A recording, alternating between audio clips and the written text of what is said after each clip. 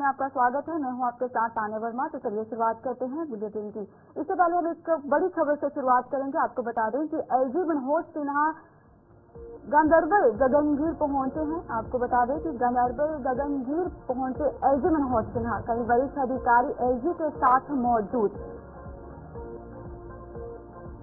LG द्वारा company में कार्यरत मजदूरों से बातचीत की एलजी मनोज सिन्हा ने।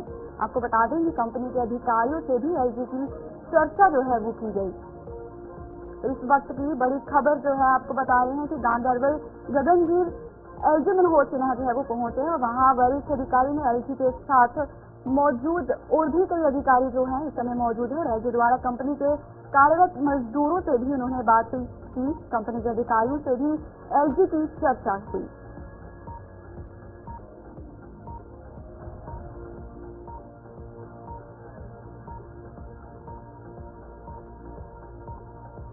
एलजी मनोज सिन्हा गांधरबल गगनगिर पहुंचे हैं और वरिष्ठ अधिकारी एलजी के साथ मौजूद। एलजी द्वारा कंपनी में कार्यरत मजदूरों से बातचीत की है एलजी मनोज सिन्हा ने। कंपनी के अधिकारियों से भी एलजी ने चर्चा की।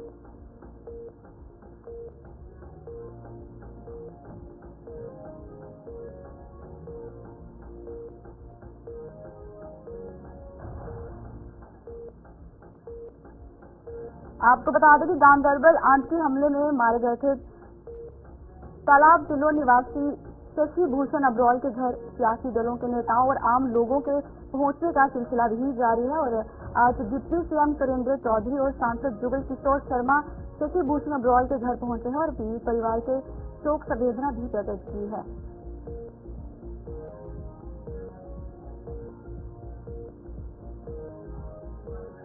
तो चलिए अभी हमारे साथ सलीम वानी हमारे संवाददाता गांधरबल से जुड़ चुके हैं।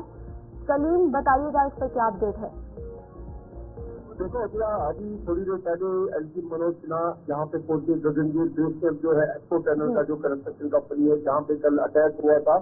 उसके फौरन बाद आपने कल देखा पूरे दिन को यहाँ पे सीनियर पुलिस अफसर आर्मी अफसरान रहे और उसके बाद जब एनआईए को कर दिया गया उसके बाद आज थोड़ी देर पहले एलजी मनोज सिन्हा यहाँ पे रुके 15 मिनट को यहाँ पे वापस भी चले और उन्होंने यहाँ पे जायजा लिया कि किस तरह ये अटैक हुआ और यहाँ पे उनके साथ हमारा डीजीपी नलिन प्रताप, आईजीपी कश्मीर और उसके साथ साथ सारे टॉप मोस्ट ऑफिसर्स सीआरपी के एनआईए के सारे इसकी मीटिंग में मौजूद रहे हैं। उनके साथ जो अंदर मीटिंग हुई हालांकि हमको अलाउ नहीं किया गया है वहाँ पे बेस कैंप में, हम मेन रोड पे हैं लेकिन मीटिंग खाली 15 मिनट को रही वहाँ पे। उसके बाद एलजी मनोज सिन्हा यहाँ पे वापस भी निकल गए।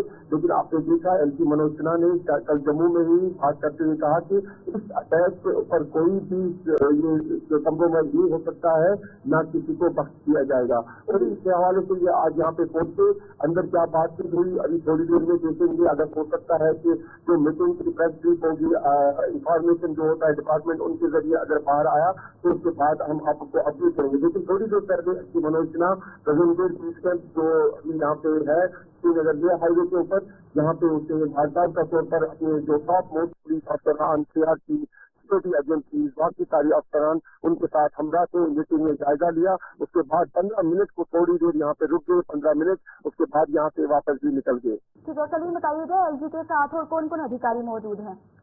देखो भैया मैंने अभी पहले भी बोला director general police Nalin Pratap, IGP Kashmir की, उसके बाद जो सीनियर टॉप पुलिस अफसरान है एजेंसी के चाहे सिक्योरिटी के आईजीज है कश्मीर में आपने देखा है कि बहुत सारे आईजीज यहाँ पे सिक्योरिटी के, लेकिन टॉप मोस्ट पुलिस अफसरान जो है डायरेक्टर जनरल जो जेएनपी को पुलिस चीफ कहते हैं वो भी साथ है।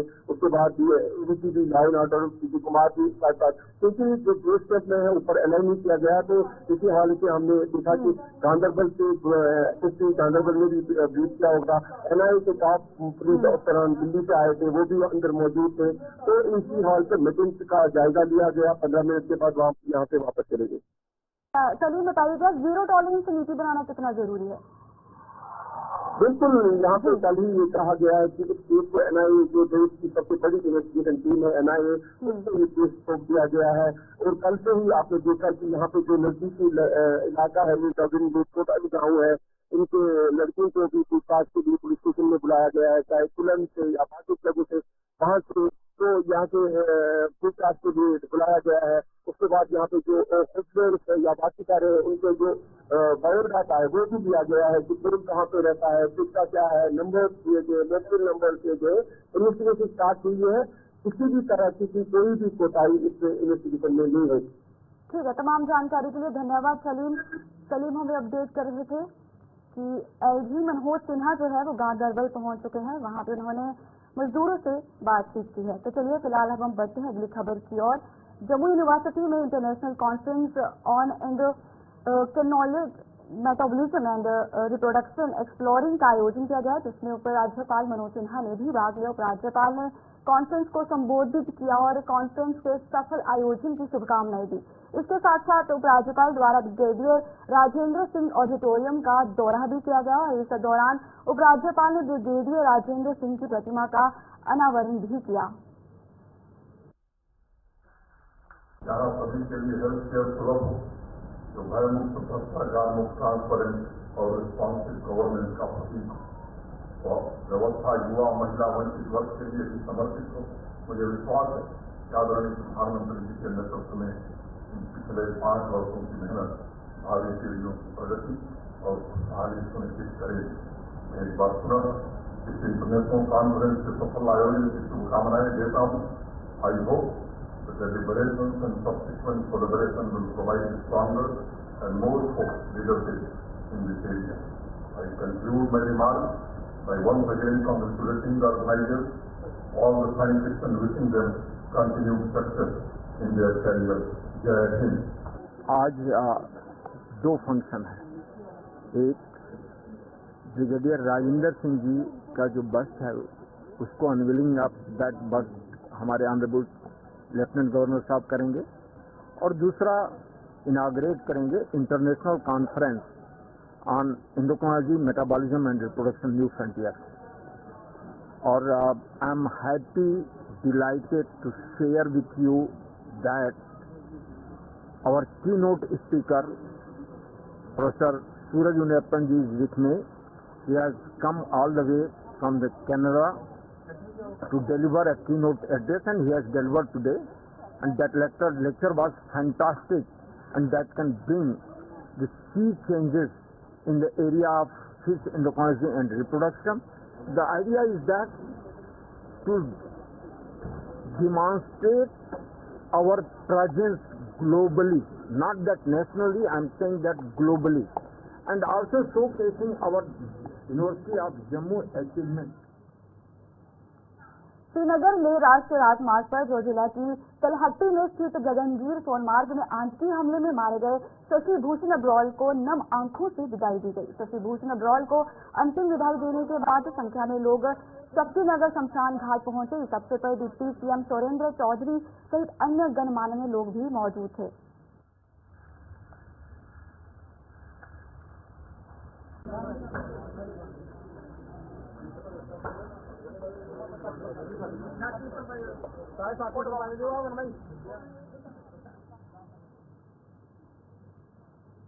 केंद्र शासित प्रदेश जम्मू कश्मीर के डिप्टी सीएम सुरेंद्र चौधरी ने गांदरबल आतंकी हमले की कड़े शब्दों में निंदा की है। उन्होंने कहा कि मुख्यमंत्री उमर अब्दुल्ला इस घटना को लेकर बेहद गंभीर है और आतंकवाद को किसी भी सूरत में बर्दाश्त नहीं किया जाएगा। उन्होंने कहा कि पीड़ित परिवार से मुलाकात की है। उन्होंने ये भी कहा कि सरकार पीड़ित परिवार की हर संभव मदद करेगी। ये बात डिप्टी सीएम ने शशि भूषण अब्रॉल के अंतिम संस्कार के दौरान मीडिया को संबोधित करते हुए कही। इस अवसर पर उनके कैबिनेट के सहयोगी जावेद डार भी मौजूद थे। 7 लोगों की बहुत बड़ी घटना है, इसको जितने कड़े लफ्जों में इसको कंडेम किया जाए बहुत काम है। मैं और मेरे साथ मेरे ऑनरेबल मिनिस्टर जनाब जावेद डार साहब, हम दोनों की जिम्मेवारी honourable chief minister Omar Abdullah साहब ने लगाई थी कि आप जम्मू जाइए, और अभी सुबह ही हम यहाँ पे पहुँचे हैं। और आप इसी से भी हिसाब लगा सकते हैं कि ऑनरेबल चीफ मिनिस्टर कितने गंभीर हैं इस मसले को लेके। अगर एक डिप्टी चीफ मिनिस्टर और एक ऑनरेबल मिनिस्टर को यहाँ भेजा है अगर शमशान घाट में, तो उसका मतलब तो यही है कि सरकार सीरियस है। तो लिहाजा जहाँ तक ताल्लुक है, हम फैमिली से मिले जो लड़का जिसकी डेथ हुई उनके फादर साहब से मिले और फादर साहब से हमारी पूरी डिटेल में बात हुई। उन्होंने अपने बात रखी कि हमारे उनकी परिवार से एक बच्चे को अबरोल साहब की जो उनकी डेथ हुई है उनकी वाइफ को नौकरी दी जाए। तो लिहाजा हमने परिवार की जो बात सुनी है तो वो भी जो भी है हम उनको एक भरोसा एक विश्वास दिला के जा रहे हैं कि आपकी बात, क्योंकि हमें उमर साहब ने भेजा है यही फीडबैक लेने के लिए, और वो फीडबैक लेके हम यहाँ से अब सीधे उमर साहब के ऑफिस में जाएंगे हम दोनों और जाके उमर साहब को बताएंगे और बहुत जल्दी ही इस फैमिली को जो इनकी डिमांड है वो कहीं ना कहीं उमर साहब जवाब दी जाएगी। मैं वही तो आपको कह रहा हूँ कि इन्होंने अपनी डिमांड रखी है, ये बात लेके हम उमर साहब के जा रहे हैं, ऑनरेबल चीफ मिनिस्टर साहब के पास जा रहे हैं और ऑनरेबल चीफ मिनिस्टर साहब को वो खुद बताएंगे कि हमने क्या किया क्या नहीं किया। क्योंकि अब मैं कोई बात कहूँ, क्योंकि हमें चीफ मिनिस्टर साहब ने भेजा हम दोनों को, तो हमारा बात सिर्फ उनको एक उन्होंने यहाँ पे एक फीडबैक लेने के लिए भेजा। वो फीडबैक हमने फैमिली से ले लिया, फैमिली क्या चाहती है और जहाँ तक ताल्लुक है फैमिली का उमर साहब की तरफ से, पूरी गवर्नमेंट की तरफ से और नेशनल कॉन्फ्रेंस पार्टी की तरफ से फैमिली के साथ हमने अफसोस जाहिर किया है और फैमिली को हमने कहा कि इस दुख की घड़ी में हम पूरा आपके परिवार के साथ पूरी सरकार है। गांधरबल आतंकी हमले में मारे गए तालाब तिल्लो निवासी शशि भूषण अब्रॉय के घर सियासी दलों के नेताओं और आम लोगों के पहुंचने का सिलसिला जारी है। आज के सीएम सोरेंद्र चौधरी और सांसद जुगल किशोर शर्मा शशि भूषण अब्रॉय के घर पहुंचे और पीड़ित परिवार से शोक संवेदना प्रकट की। इस अवसर पर शशि भूषण अब्रॉय की पत्नी ने सरकार से अपना और बच्चों की खिलाई पढ़ाई की, उनकी भविष्य की सुरक्षा की मांग की। वहीं सांसद ने पीड़ित परिवार के हर संभव मदद करने का आश्वासन दिया।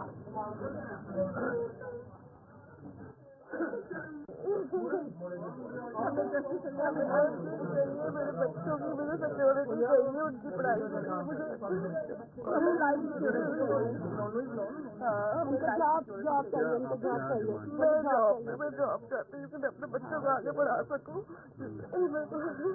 और मेरा बच्चा ने इंजीनियरिंग कर रहा है, उसके इंजीनियरिंग का खर्चा पूरा करेगा। मेरे 2 बच्चे हैं। तो क्या अब बोलना चाहते हैं? 2 बच्चे जिनके पीछे वो वहाँ बैठे हुए थे, उनके क्वालिफिकेशन के पीछे जब वो ही नहीं होगी तो कौन कराएगा उनकी क्वालिफिकेशन वाली। हमें एलजी साहब भी जाने थे, कल एलजी साहब आए थे तो क्या उन्होंने भी हमें आश्वासन दिया था कि हम आपके साथ हैं, आपकी हम जॉब लगाएंगे आपको। शहीद गुरनाम सिंह को उनके शहीदी दिवस पर याद किया गया। आरएसपुरा के गांव रघाना में श्रद्धांजलि समारोह का आयोजन किया गया, जिसमें पूर्व मंत्री व भाजपा के प्रदेश उपाध्यक्ष श्यामलाल चौधरी भी मौजूद हुए और उन्होंने शहीद के स्मारक पर पुष्प चढ़ाकर शहीद जवान को श्रद्धांजलि अर्पित की। इस अवसर पर आरएसपुरा म्यूनिसिपल कमेटी के पूर्व प्रधान सतपाल पप्पी सहित अन्य गणमान्य लोग भी मौजूद थे। वर्ष 2016 में आज के ही दिन हीरानगर में पाकिस्तान की ओर से घुसपैठ का प्रयास किया गया था। इस दौरान बीएसएफ की जवाबी कार्रवाई 7 पाकिस्तानी रेंजर्स मारे गए थे, लेकिन कार्रवाई के दौरान गोली लगने से गुरनाम सिंह वीर गति को प्राप्त हो गए थे।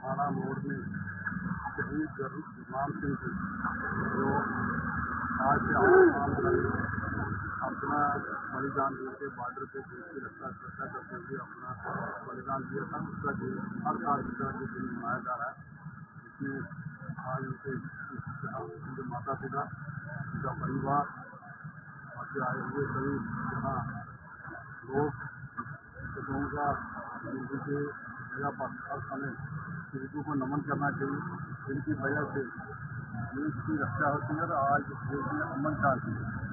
तो शहीद गुरनाम सिंह ने अपना बलिदान बॉर्डर से रहते हुए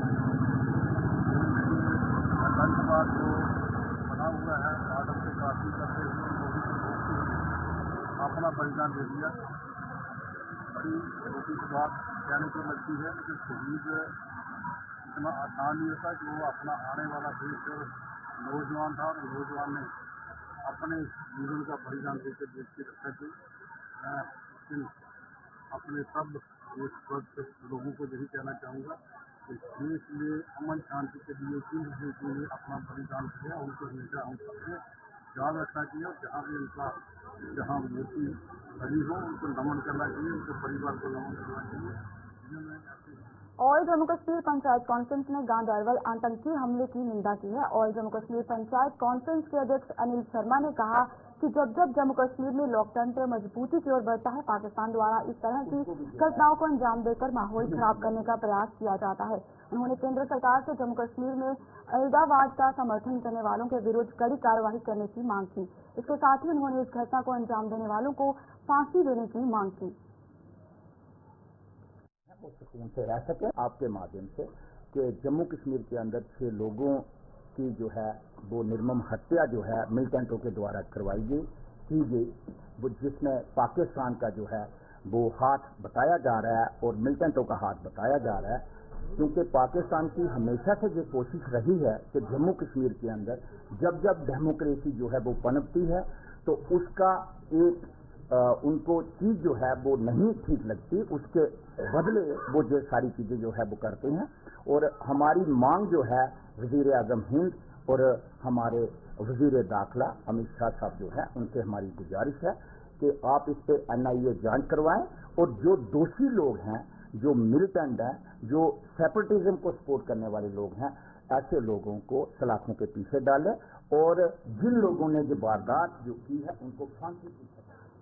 ब्रेस्ट कैंसर के प्रति लोगों को जागरूक करने के उद्देश्य को लेकर स्टेट कैंसर इंस्टीट्यूट जम्मू द्वारा जागरूकता रैली का आयोजन किया गया, जिसमें GMC के प्रिंसिपल आशुतोष गुप्ता और फैकल्टी के सदस्यों और बच्चों ने भाग लिया।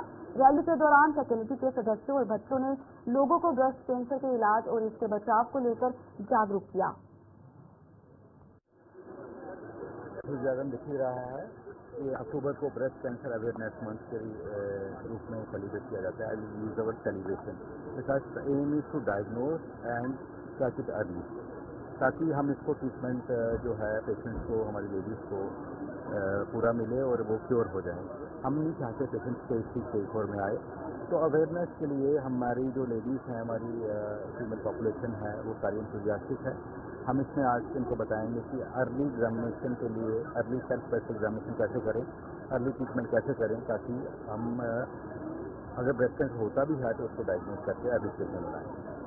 सर्वाइवल रेट की बात करें, डिपेंड करेगा आप किस स्टेज में ब्रेस्ट कैंसर को पकड़ते हो। स्टेज 1 और स्टेज 2 में तो मोर देन 90% है।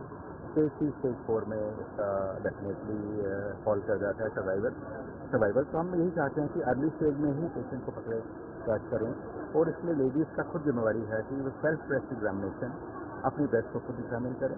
उसका हम डेफिनेटली आज तरीका बताएंगे कि 30-35 ईयर्स के बाद कैसे करना है। उसके बाद अगर उसमें कुछ लंप मिलता है तो क्या फर्दर करना है, कहाँ अप्रोच करना है। तो इसी सिलसिले में हम आज ये जो डे को सेलिब्रेट कर रहे हैं। उसके बाद हम सर्वाइवर से भी डेफिनेटली आपका करते हैं, जो लेडीज़ ने फाइट किया है कैंसर को, जो सर्वाइव किया है, कैसे उनकी स्टोरीज कैसे रहती हैं, आपको सबको उसको हाईलाइट करना चाहिए, ताकि उनका जो एग्जाम्पल है पूरी सोसाइटी में स्प्रेड करे। How they fought this disease, घर को भी देखा, अपने की जॉब में भी करती थी लेडीज, अपने आप को भी संभाला उन्होंने, किस तरह का तरीके से उन्होंने इस बीमारी को फाइट किया। जिस तरह से देखिए इंसिडेंस जो है 1 in 10 फीमेल्स को सस्पिशन और चांसेस हैं कि दे में सफर फ्रॉम ब्रेस्ट कैंसर।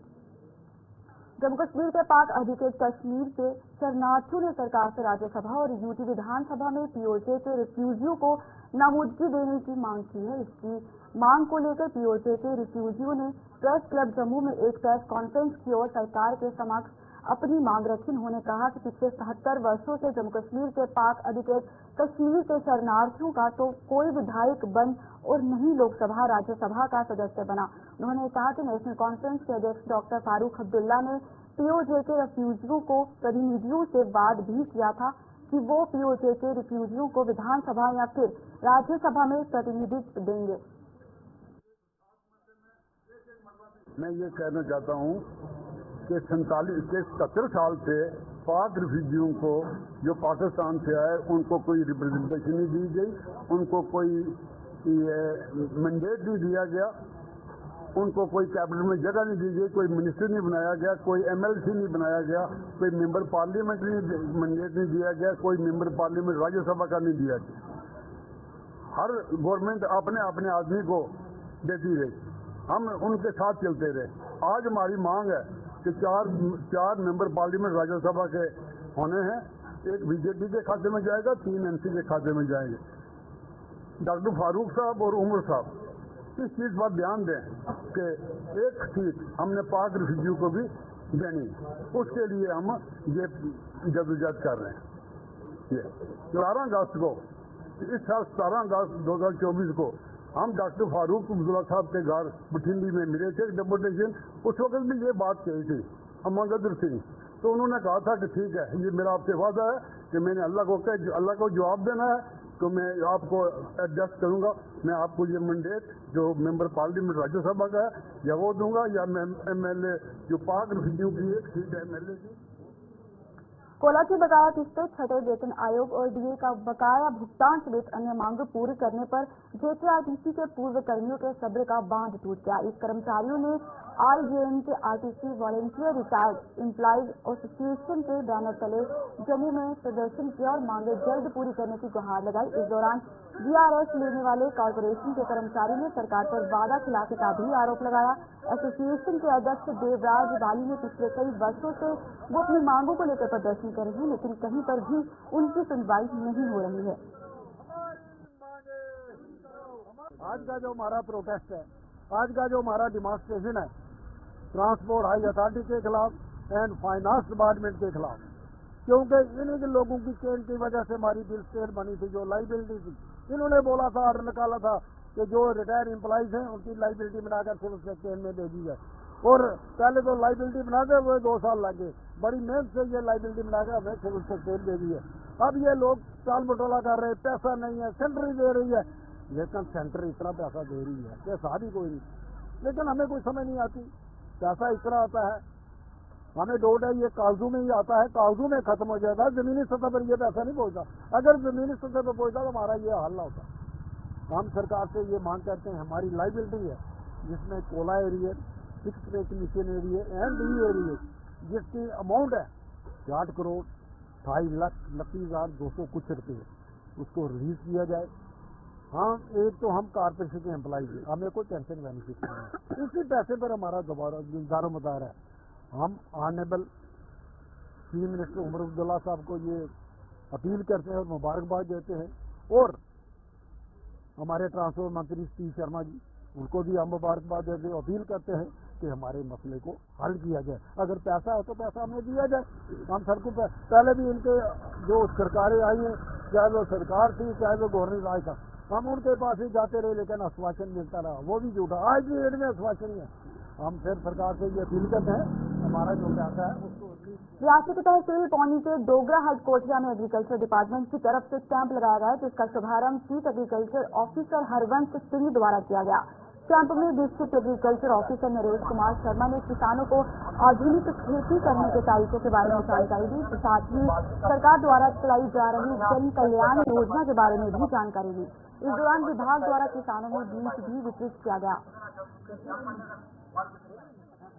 मैं आपका चैनल का शुक्रगुजार हूँ कि आप जहाँ पर आए, आप थोड़े से टाइम में आप जहाँ आए, तो उसका आपको पता कि मिल्क जो है हमारे प्रधानमंत्री मोदी जी का एक मिशन था 2023 में कि इंटरनेशनल एवा मिल्क, उसके संदर्भ में हमने प्रयास भी किया था। इस साल जो हम जो मिल्क मेला जो है हम रोड कैंपेन जो है इसको कर रहे हैं, ताकि लोगों को मिल्क उगाने के प्रति इसकी क्या अहमियत है इसके बारे में उनको जागरूकता मिले। तो इसी संदर्भ में हमने इस साल जो है 16 क्विंटल जो है मिल्क का फीड जो बांटा लोगों में, इसमें बाड़ियाँ मिल्क है, फूडन मिल्क है, लिटिल मिल्क है।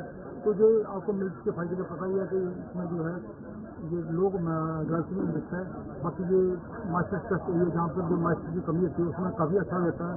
तो उसके बाद जो है ये खादी प्लांट है, इसके लिए इस प्लांट को उगाने के लिए जो है कोई खास मेहनत नहीं करना पड़ती, इसमें केमिकल का न्यूट्रिशन का भी कम जो इस्तेमाल होता है। तो ये नाज जो हमारा जो पुराना ट्रेडिशनल नाज है, इसको उगाने से जो हमारे जीन की जो फर्टिलिटी है, जो उसमें जीन में जो हमारे तत्व होते हैं जो कायम रहते हैं, और जो एक खेत के लिए बहुत अच्छा जो है डाइट है, उसमें फाइबर है, कार्बोहाइड्रेट है, मिनरल है, कैल्शियम, मैग्नीशियम, सल्फर, ये खेत के लिए बहुत ही अच्छा है। तो इस वजह से हम चलिए न्यूज ब्रीफ में फिलहाल इतना ही, मुझे दीजिए इजाजत, नमस्कार।